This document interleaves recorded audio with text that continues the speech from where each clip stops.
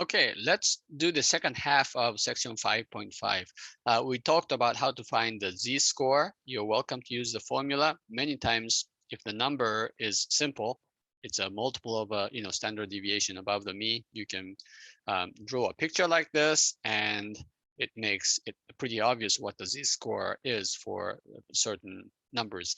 Okay, so based on the z-score, we can use a standard normal distribution table, which again looks like this. All right, let's go back to this. All right, so here's an example. The credit scores. You know what credit scores are? Do you know what your credit score is?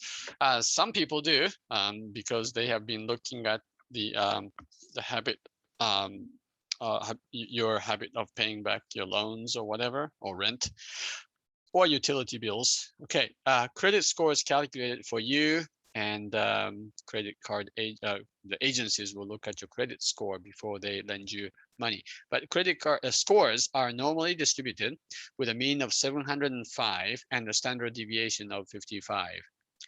Those are not the exact real numbers, but let's suppose that these are fairly close numbers to reality. Find the z-scores for 705, 760, and 595. Okay, so let's say 705.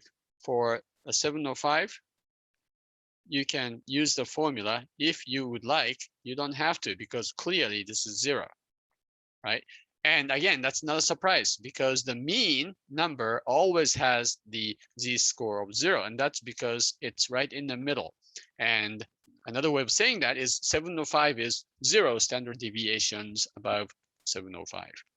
For the next one, 760 minus 705 divided by 55, that's 55 divided by 55, and that's precisely 1. Okay, so 760 is exactly 1 standard deviation above the mean, which makes sense because the difference between 760 and 705 is exactly 55, which is your standard deviation. Finally, for 595, now this is below the mean of 705. So if you do this calculation, and the top is going to be negative 110, so negative 110 divided by 55 is negative 2. And negative 2 is the z-score of the credit score of 595. So if your credit score happens to be 595, what this is telling you is that you are 2 standard deviations below the mean. So it's somewhere like this. Okay. All right. Now, based on these, what percent of scores are between 705 and 760? Okay, so 760, remember the standard deviation, it's 1 standard deviation above the mean. Let's say this is exactly 1. Okay, and so what this is saying is the percentage of scores between 705 and 760 would be the percentage of scores between the z of 0 and the z value of 0 and the z value 1. Okay, so that would be between 0 and 1, and this shaded region, that's what we need to find. Now, this is the abbreviated version of the table, the standard normal table, which is found in your book, in your homework, or I mean in your textbook. Okay, so if you look at this z-score of 1, that will tell you the respective probability of the area. So what this table is saying is that between the z-scores of 0 and 1, you have 34.13%. That's this number here of all the population, or all the people, or all the credit scores. Okay, 34.13% of all credit scores are between the z-score of 0 and 1, which converts to saying between 705 and 760. So the answer here is 34.13. Okay, get that? That's not too bad, right? How about, so this is simple, right? So let me go ahead and write 2 down here. How about less than 60, 600 and no, 760. Okay, 760 is right here. And so remember, 760 is the score whose z-score is 1, right? So it's over here. Now the question is not just between 705, which is here, Okay, and then 760 has the z-score of 1. -2 is the z-score for the credit score of 595, right?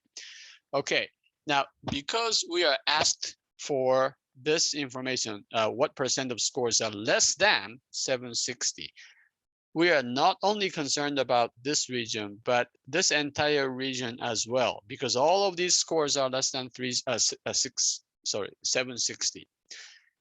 What percent is that? Well, that's exactly half.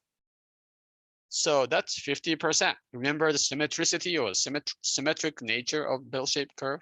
Symmetricity is not a word. Symmetry is, okay? Because of the symmetry of the bell-shaped curve, for number 2, you just have to add 50% to your previous answer. And the correct answer for this question is 84.13%. Okay, so you can say 84.13% of the people have a credit score less than 760 or less than or equal to 760.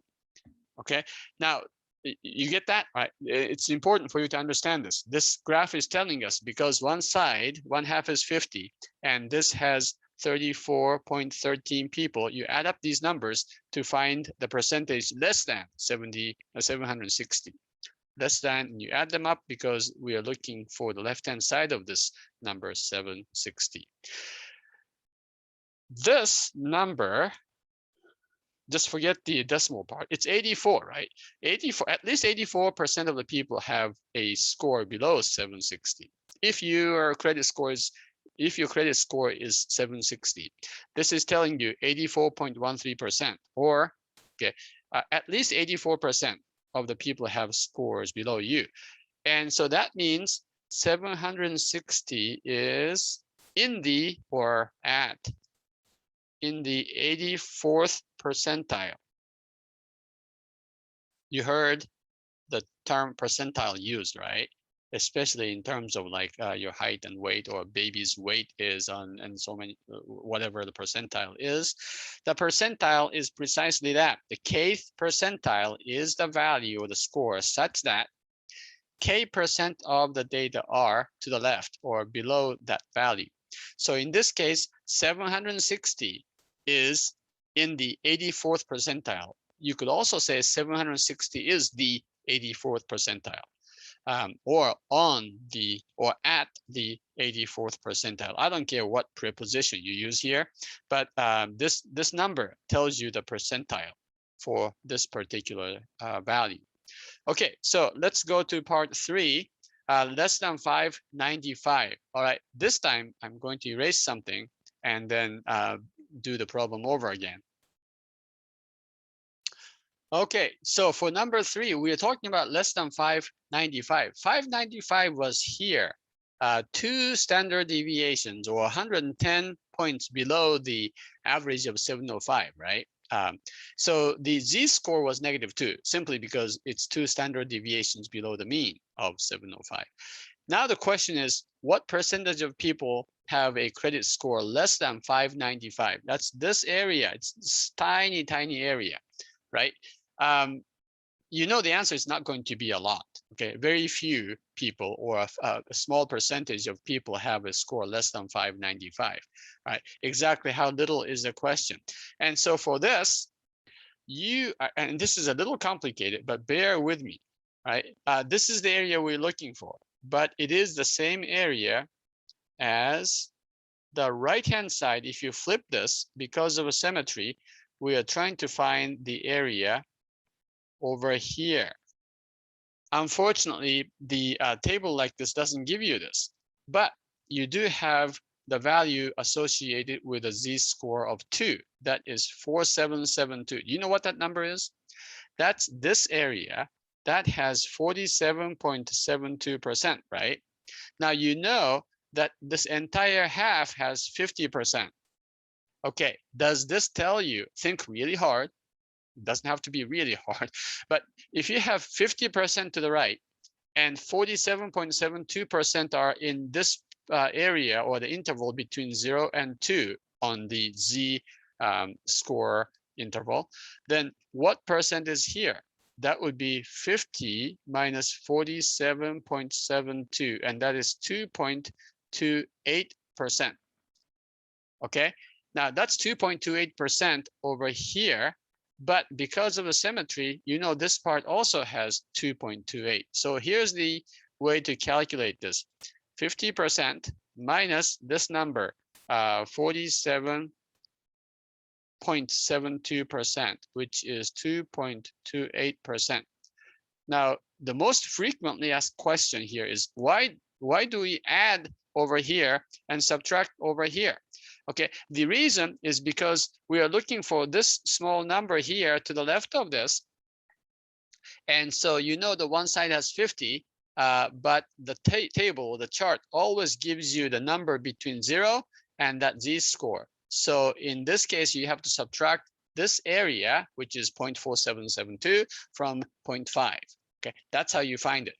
But over here in part number 2, you had to add up this area and this entire half of 50% because we are looking for the percentage of score less than a number that is on the positive side. Okay, so how do you know these things for each time? Well, you should draw a graph. Okay, so try to sketch a normal distribution, and maybe you can enter some numbers here corresponding to z of 0, 1, 2, -1, and -2, and visually figure out if you are supposed to add 50% or subtract the number from 50%.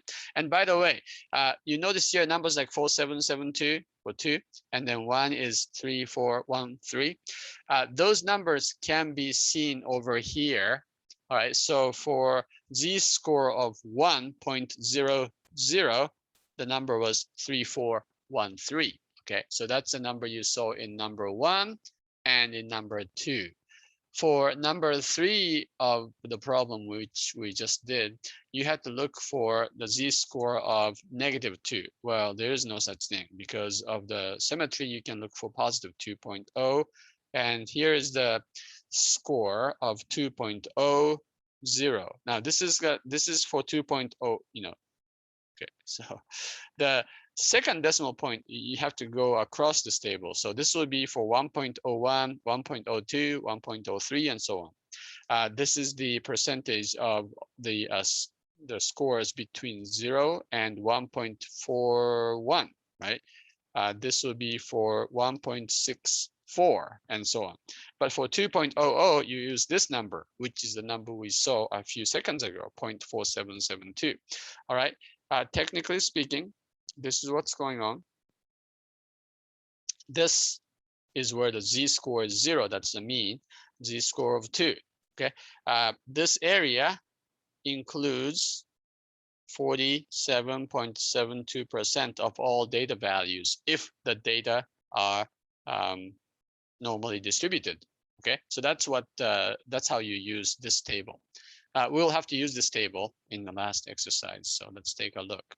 Here's a great example, which came sort of from my personal experience. Well, actually, it's not mine because I don't have high blood pressure, but somebody close to me has issues with blood pressure. The systolic blood pressure, which is abbreviated SYS, that's the higher of the 2 readings for the blood pressure, are normally distributed for humans with a mean of 125 and the standard deviation of 15. Typically, they say the maximum should be 120. Many people have the systolic blood pressure reading above 120. 125 is more of a standard. Well, I think in the United States, and the standard deviation is about 15. All right, so what percent of the people have the SYS between 125 and 155?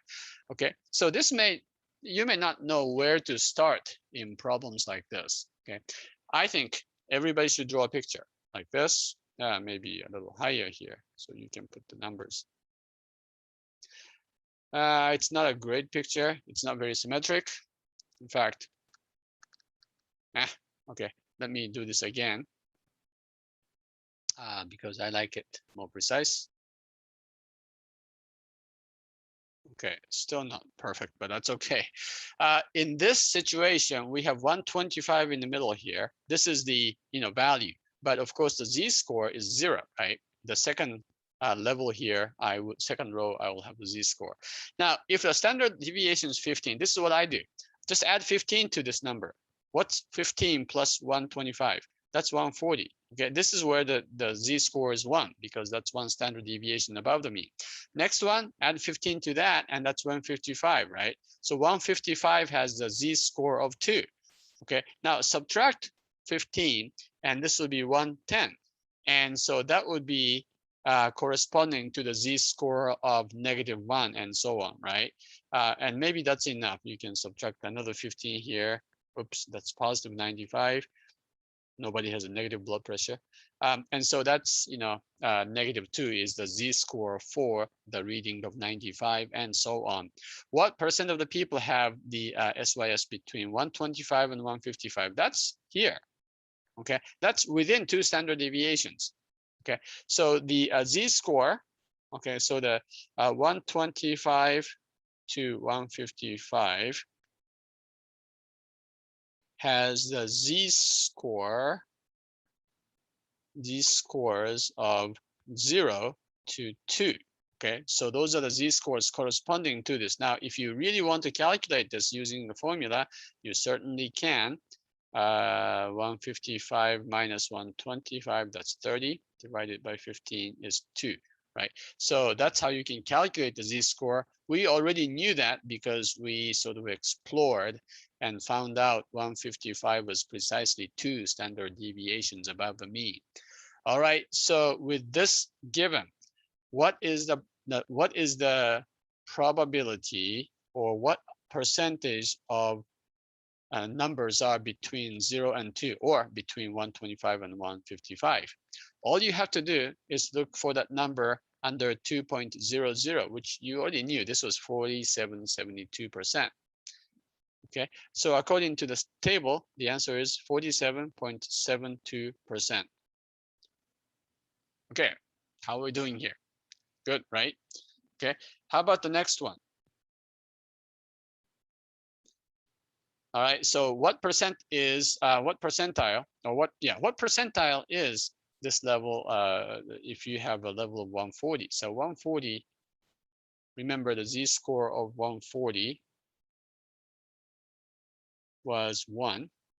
Okay, so now we're talking about the standard deviation. I mean, it's 1 standard deviation above the mean, so the z-score is 1.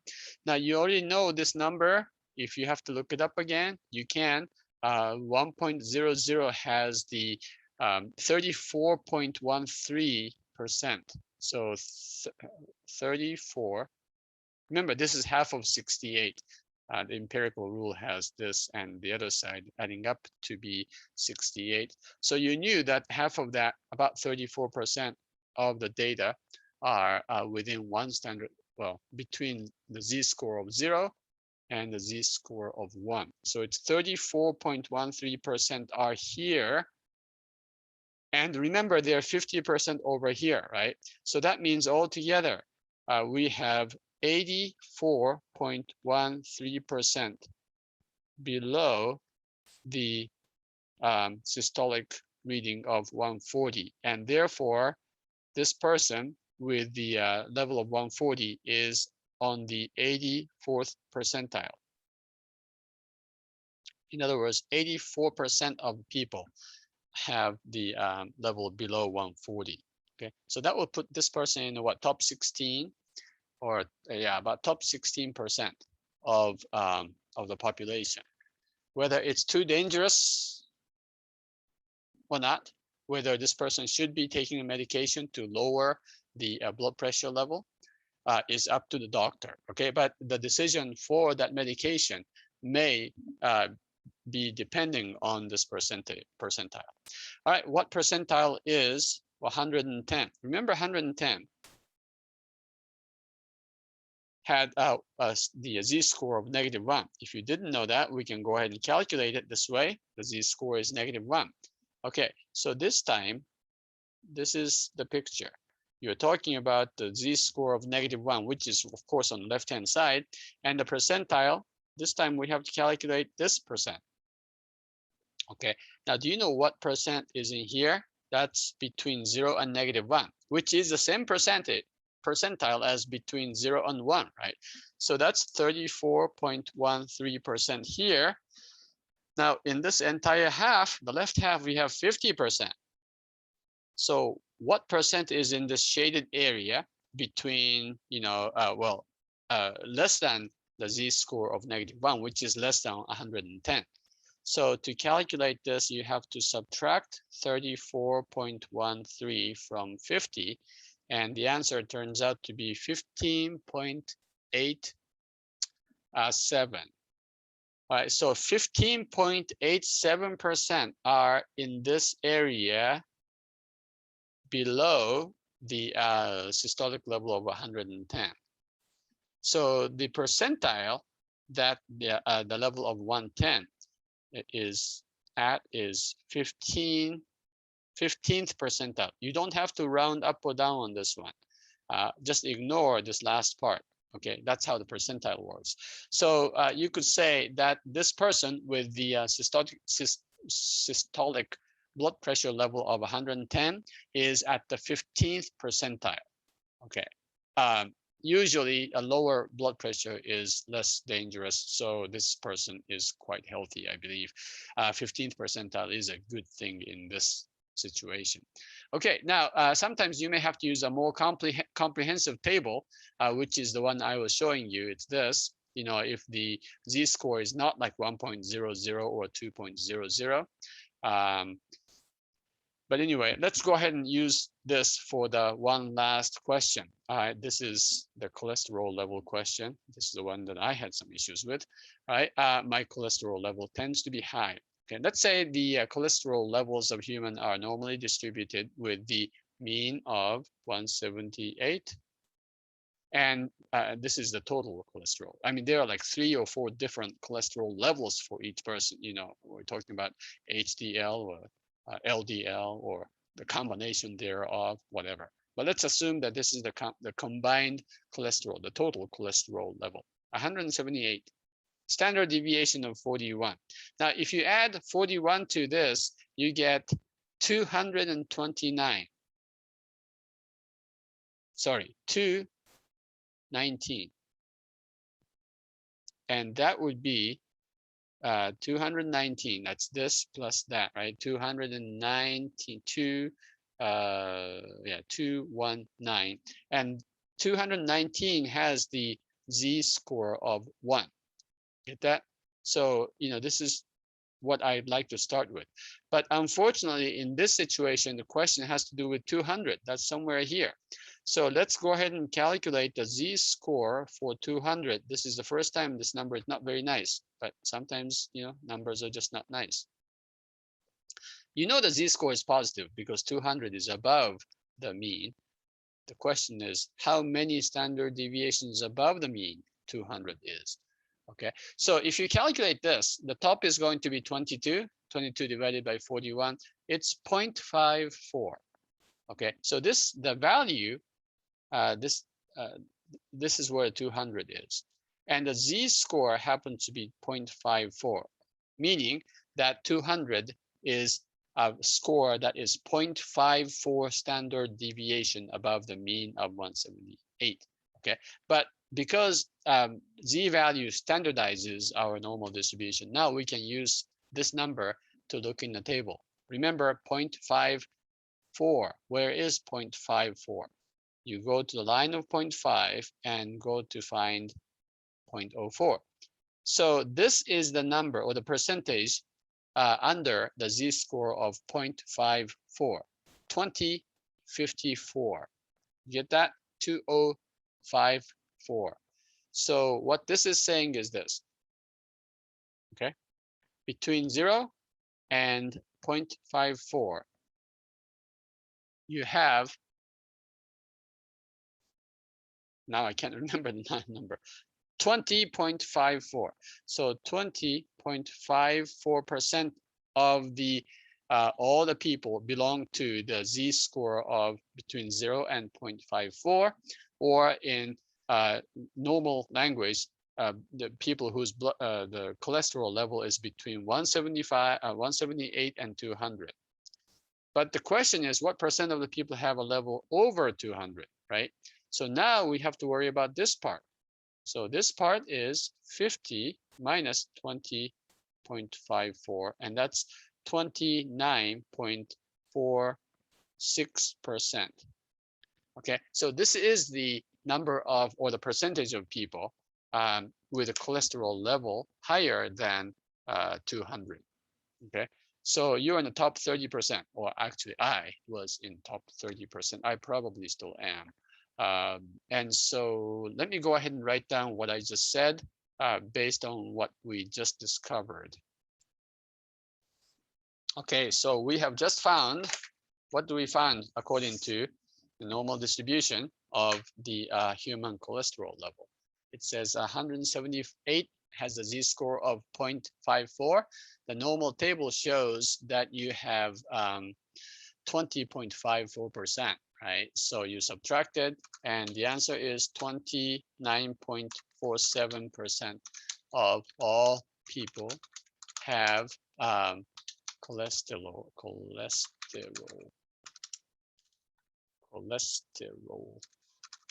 level above 200. Okay, so again, if 200 is your level, then that means you're in top 30%.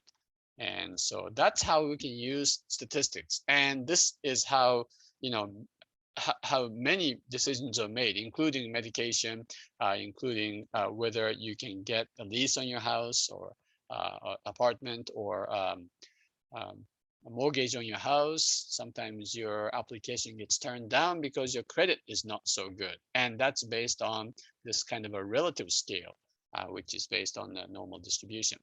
Okay, 5.5, you have a quiz here. You should answer these questions concerning, of all people, baby Princess Charlotte, who was born in May of 2015 in England, and then 2-liter bottles of Coke. Okay, and so go ahead and do these, and then once you're done on a piece of paper showing your work, then you can go to the online quiz for section 5.5. And this concludes our discussion on chapter 5 altogether. Next time we'll go into chapter 6 and start learning about exponential growth. All right, have a wonderful day, and please take care.